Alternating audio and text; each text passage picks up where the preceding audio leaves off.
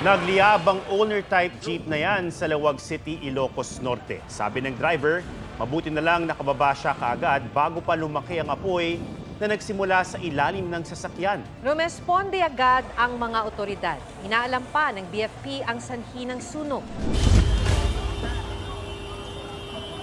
Nilamon ng apoy ang pickup na yan sa Baaw, Camarines Sur. Ayon sa Bureau of Fire Protection, nasagasaan ng pickup ang isang lalaki at saka nabangga ang nakaparadang motorsiklo at tricycle. Nakaladkad nito ang isang motorsiklo kaya tumagas ang gasolina at nagkasunog. Sumalpok pa ang pickup sa isang poste kaya nawalan ng kuryente ang 5 bahay. Nasawi ang nasagasa ang lalaki habang nakaligtas ang pickup driver. Isang SUV ang nasunog sa EDSA Magallanes bandang alas 8 ngayong gabi.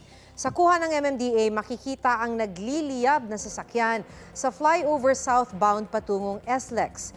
Dahil dyan, pansamantalang hindi nadaanan ng 2 lanes. 9:53 p.m. nang maapula ang sunog.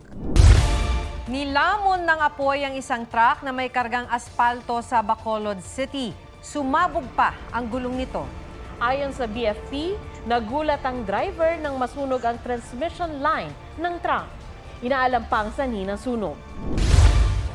Binalot ng naglalagablab na apoy ang pampasaherong bus na yan sa Ocampo, Camarines Sur.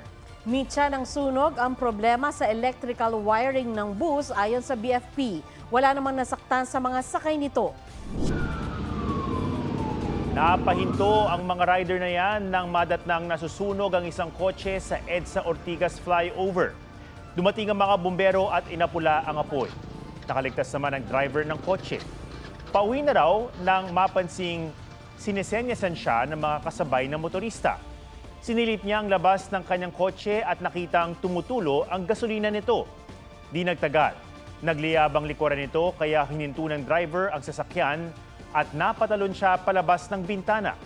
Inaalam pa ang sanhi ng pagtagas ng gasolina. Kuya, lumabas ka na dyan! Sinubukan pang pasukin ng driver ang nasusunog ng taxi sa harap ng isang mall sa Quezon City. Ayon sa kumuha ng video, nagkaroon pa ng malakas na pagsabog sa hood ng taxi bago sumiklab ang apoy. Ayon sa driver, hindi naman nasaktan ang 3 niyang pasahero. Agad ding naapula ang sunog.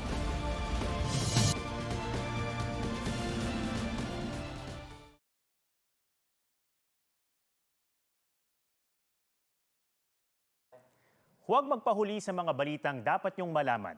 Mag-subscribe na sa GMA Integrated News sa YouTube.